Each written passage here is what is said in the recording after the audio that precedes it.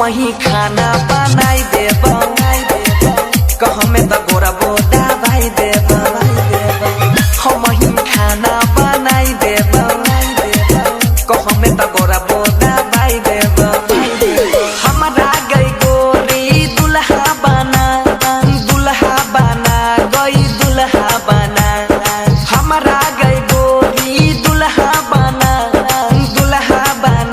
गई दुल्हा बना हम ही खाना बनाई देब कहमे त गोरा बोदा भाई देब हम ही खाना बनाई देब कहमे त गोरा बोदा भाई देब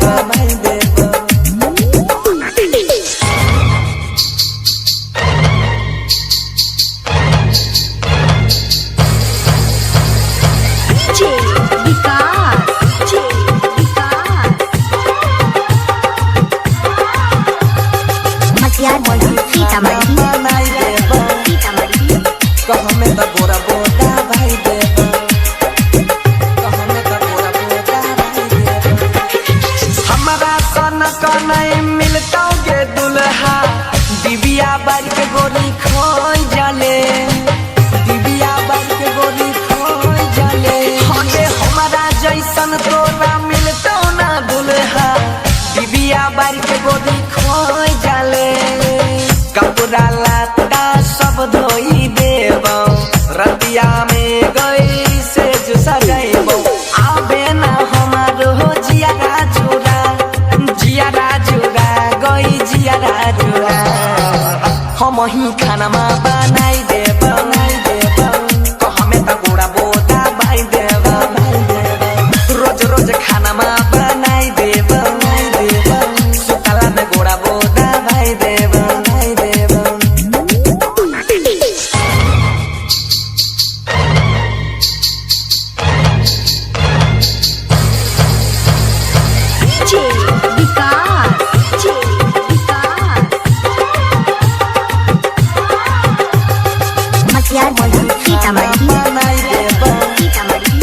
कहमे त गोरा बोदा भाई देब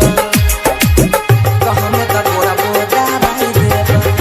अभी कोनो चीज के तोरा कमी नहीं होता बापू हमर अमीर गे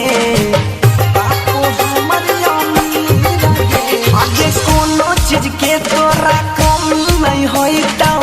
बापू छै हमर अमीर गे कहे छो बनसी सुन के गोरी अजब गजब के हेला गई छौ जोर